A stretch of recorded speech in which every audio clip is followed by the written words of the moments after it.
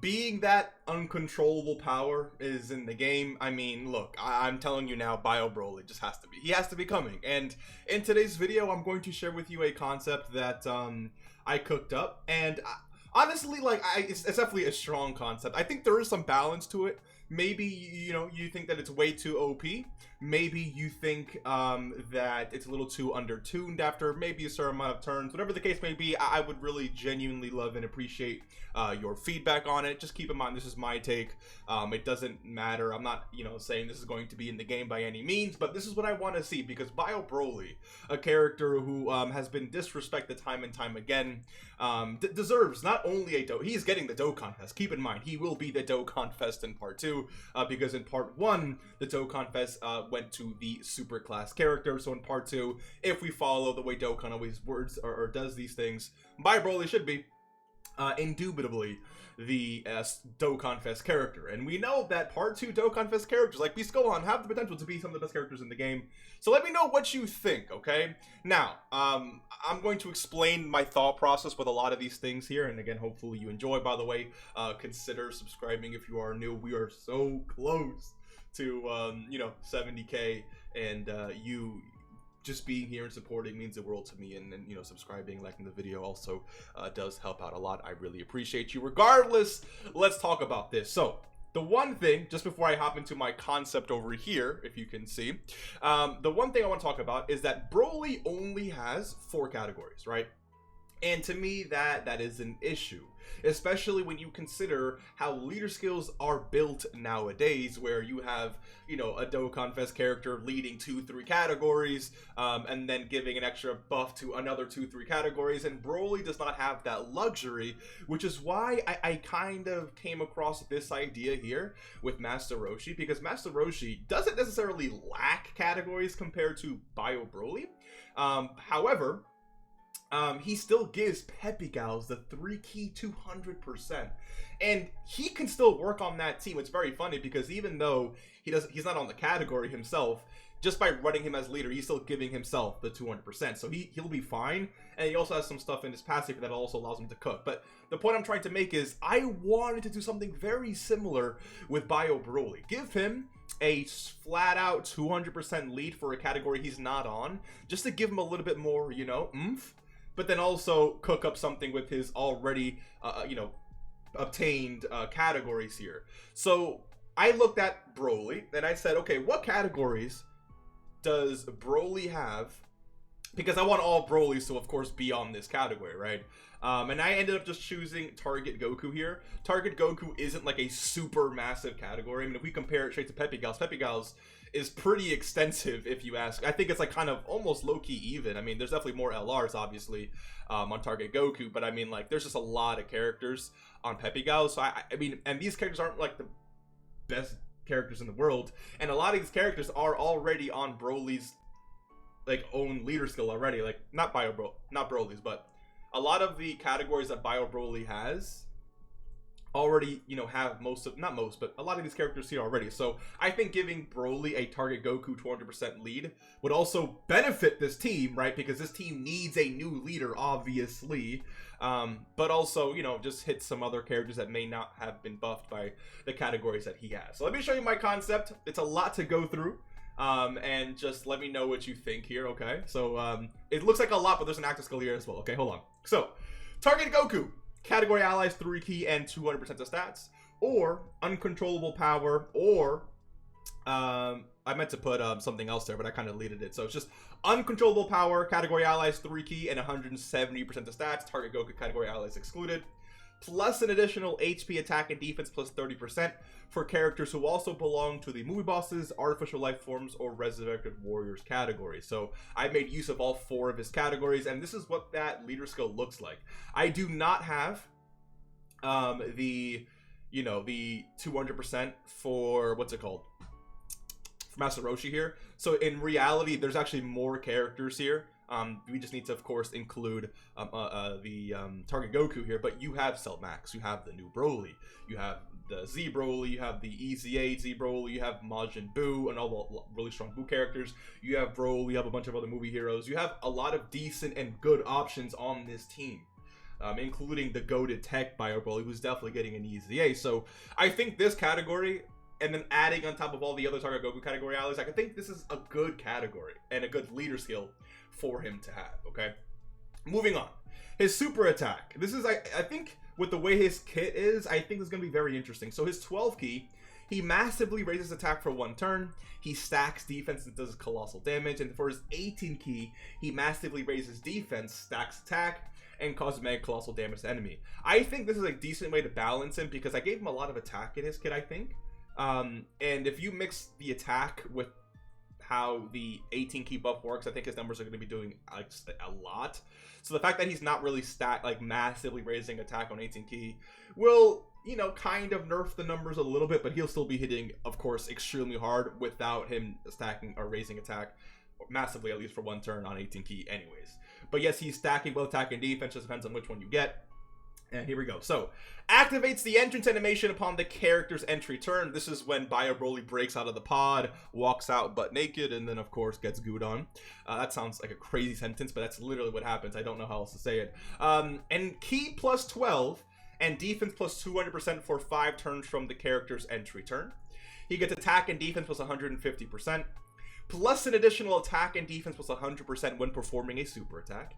Guards all attacks and foresees enemy super attacks when facing a super class enemy, or when all allies attacking in the same turn are uncontrollable power and movie bosses category allies. So I think guarding and foresight for super attacks is very strong. I understand that every enemy is super class. That's why I made that a restriction. But then, of course, if you want to have this no matter what, I would need you to be running characters on the team and basically on rotation that have both of these categories. Because look, guarding and foresight is very, very strong. Very, very strong. So I feel like if it's only going to be for super class enemies, if you want to get it outside of super class enemies, you're going to have to, you know, have characters that are on both of these.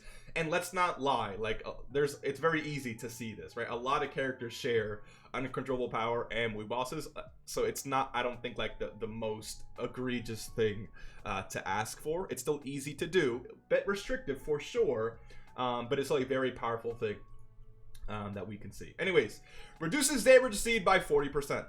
He gets key plus 1, attack plus 15%, and heals 3% HP within the same turn with each attack received. Sort of similar to like Beast Gohan, where he gets 20% attack per attack received, whatever the case is. He is basically getting key infinitely. So if he gets 10 attacks, if he gets hit 10 times, he will get 10 key. His attack will go up infinitely, again, within the turn. It's not like forever, it doesn't stack. And then heals 3% HP, which of course is very, very strong. He gets attack plus 50%, reduces damage received by an additional 10%, and performs an additional super attack when key is 18 or more. Attack plus 50%, reduces damage received by an additional 10%, and great chance to evade attacks, including super attacks, when key is 22 or more. And then attack plus 50%, reduces damage received by an additional 10%, and all attacks become critical hits when key is 24. So, the reason why I gave him 12 key here is because with that 12 key, with his leader skill, right, let's say you're running him as well as another BioBroly, that's 6 key from leader skill, 12 key from there, you're already at 18 key.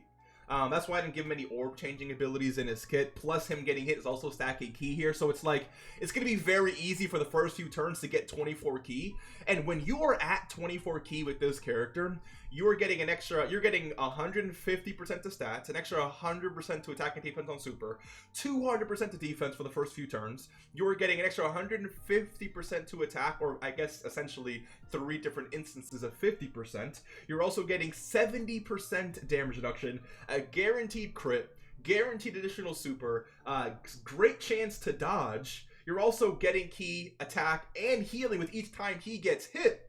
I mean, I think for the first few turns, he's going to be very, very, very good. And that's why I didn't give him any key here. I didn't give him really any key anywhere besides here and this, right? Because after the first few turns, this runs out. You really only have this way to get... There's actually one other way to get key here, but you really only have this, which makes it... Again, it's going to be pretty hard to activate all of these extra buffs and stuff. But, dude, like... With 24 key, he's going to be hitting pretty insanely hard, if you ask me. Which is something, you know, to definitely consider. But again, it's like, that's why I gave him so much ki there, because this ki is going to feed him for the first, 5 turns. Moving on.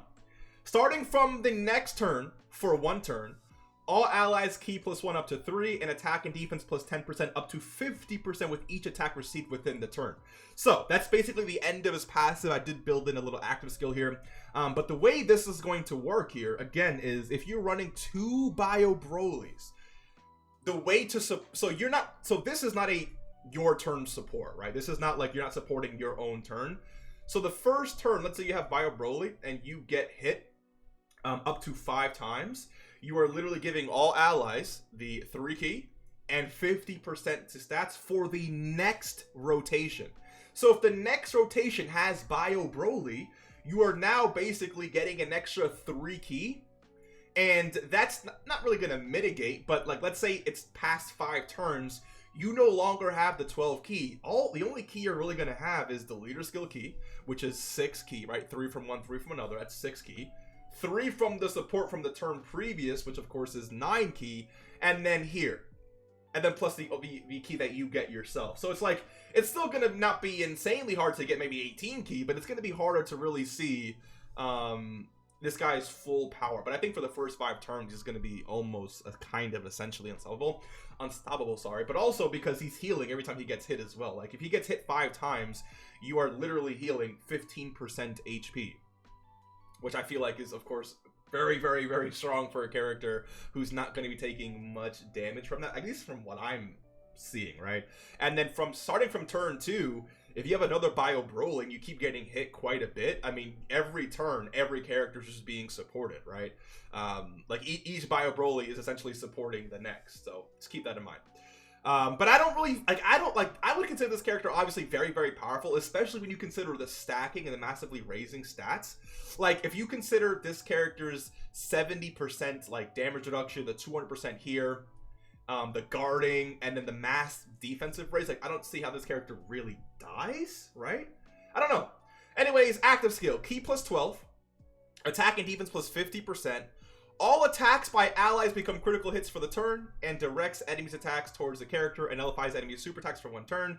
Can be activated when this character receives 3 or more attacks in battle. I kind of do something different here. I didn't want to really copy like Beast Gohan too much, so I gave him ki, but enough to, I gave him both stats. Active skill buffs are, again, incredibly powerful. You're going to really see the attack and defense that this is going to provide. All attacks by allies become critical hits, of course, for the turn is very, very strong. I don't think, like, this sounds crazy, but this isn't really, like, too OP, unless you have, like, a character who can perform 1,000,000 attacks in the turn. But even then, there's so many characters nowadays that perform so many crits anyways, that it's like, for 1 turn, every attack to be a crit already happens. Like, there are so many rotations that we're playing the game, and it's like, these characters just critting non-stop. Like, having an extra attack or 2 crit isn't, like, the biggest deal, but it's definitely strong, because the characters can definitely not crit, right? And then directs enemies' attacks towards the character. Now, you will take damage from normals. I don't know how, if you have enough ki, but, you'll be fine. And then... what's it called? And then you also we just nullify super attacks for the turn, which does still count as damage taken, right? Like, you're nullifying it, but you are getting attacked. You're still receiving an attack, which is still going to allow him to recover HP. It's basically going to be a crazy HP regen turn, which is why I included that there. His attack is going to go through the roof like Beast Gohan. He's going to get a lot of ki from that as well. And then when you add the fact that he's still also getting that ki in the buff, like, this character I think just might be too OP. I don't know. I feel like there's balance, because he is a very ki oriented character, like 40% damage reduction and 70%. There's definitely a difference there. And this guy really kind of needs ki to function, because if he doesn't have 12 ki, if he doesn't have 24 ki, or let's say he doesn't have ki, period. Let's say he has anything under 18 ki, he won't have a great chance to dodge, which of course is very strong. He won't have, I just realized, I gave him dodge, but he kind of needs to get hit. I kind of forgot about that. Wait, hold on. It's actually, wait a minute. Okay, give Give me 1 second. Hold on. Alright, so what I just did was I took out the dodge. You kind of don't really want this character to dodge. It's the same thing with Beast Gohan. I thought that just adding dodge, of course, would be a good thing, but it's like you kind of realize that this is so important. And then with the character, you know, redirection thing, it's like and with the fact that he's going to be supporting, you definitely don't want him to dodge. So I just took it away, literally. So attack was 50% and reduce damage received by 10% when key is 22 or more. So that's really all that I did there. So now he has no dodge, which does that really nerf him or does that buff him? I don't even know, to be honest with you. But that's basically the kit. Let me know what you think. Again, unfortunate that change had to come in so late, but you know, again, it is what it is. That is definitely a problem with the passive that now is definitely fixed. Again, I think this battle really becomes extremely powerful. Let me know what you think. Hopefully you enjoyed, and I will see you in the next one. Take care and peace.